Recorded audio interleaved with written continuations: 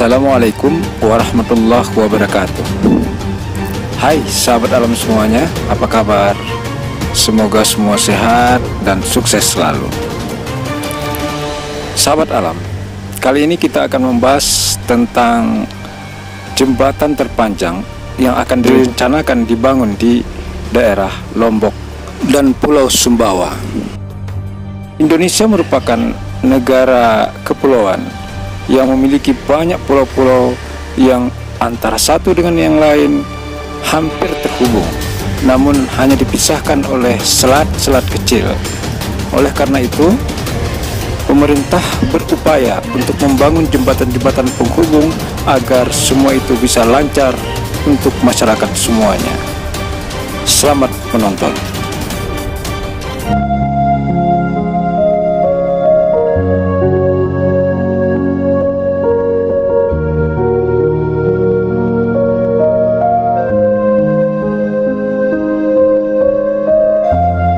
Rencana pembangunan jembatan penghubung Lombok Sumbawa oleh Pemprov NTB disambut baik Komisi 4 DPRD NTB yang membidangi infrastruktur dan lingkungan hidup. Sekretaris Komisi 4 DPRD NTB Haji As'ad Abdullah melihat rencana Pemprov ini harus didukung semua pihak. Ini rencana luar biasa, puji politisi Nasdem itu.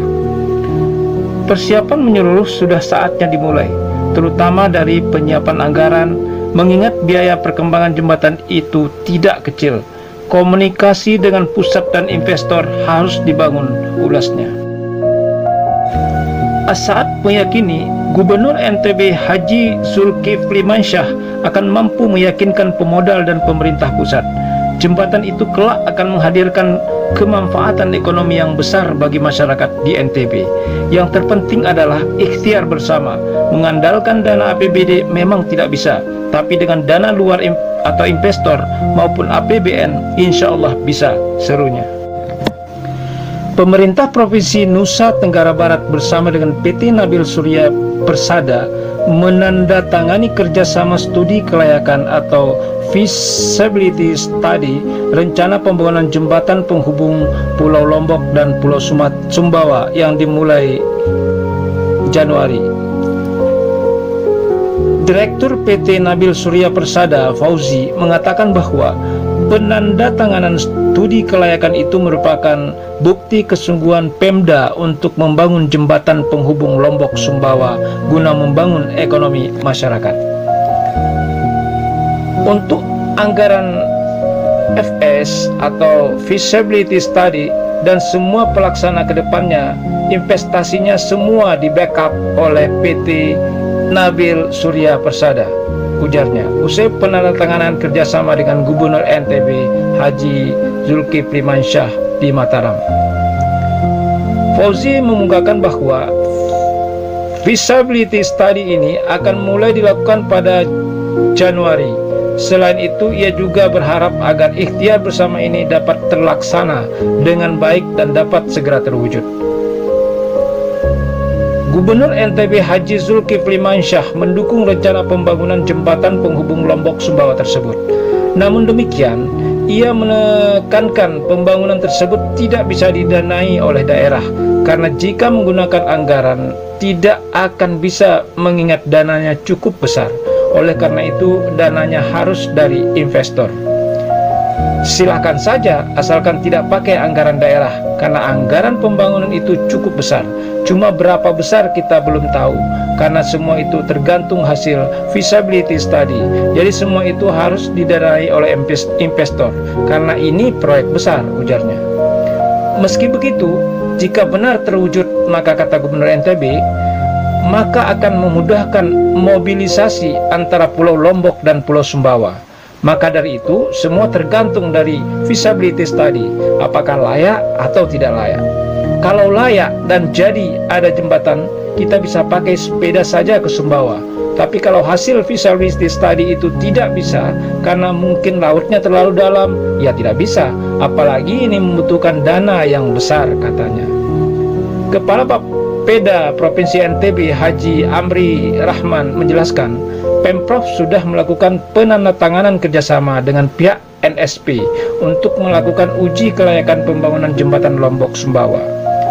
Fokus utama dalam uji kelayakan dilihat dari beberapa aspek, diantaranya aspek teknik, aspek ekonomi, lingkungan, dan lain sebagainya. Kita bersepakat menyusun uji kelayakannya. Kalau uji kelayakannya sudah ada, maka kita akan melanjutkan ke tahap lainnya, termasuk memulai pembangunan, ucapnya. Setelah tahap uji kelayakan dilakukan, selanjutnya pemerintah provinsi akan berkoordinasi dengan pemerintah pusat bahwa jembatan penghubung antara pulau itu layak untuk dibangun, mengingat wacana pembangunan jembatan itu masuk sebagai wewenang nasional yang melintasi laut. Setelah MOU ini, kita akan bahas kembali dengan NSP bagaimana kerangka acuan uji kelayakannya. Insya Allah uji kelayakannya akan dimulai awal tahun 2021. Studi kelayakannya paling telat 1 tahun, ungkap Amri. MOU atau kesepakatan ini paling telat selama 1 tahun, kemudian akan dituangkan ke dalam perjanjian kerja.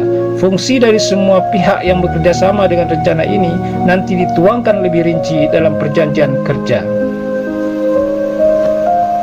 Sementara OPD yang melakukan pendampingan dan pengawasan selama uji kelayakan dilakukan adalah Bapeda itu sendiri, katanya. Setelah uji kelayakan dan anggaran yang diperlukan sudah jelas, maka baru kita akan menjalankan proyeknya agar sesuatu itu berjalan sebagaimana yang diharapkan dan direncanakan. Pembangunan jembatan yang menelan biaya sekitar 16,5 triliun ini, pemerintah di daerah dan di pusat punya kepentingan sama, ingin meningkatkan taraf ekonomi rakyat. Titik temu ini diharapkan semakin memperbesar peluang jembatan ini segera terrealisasi.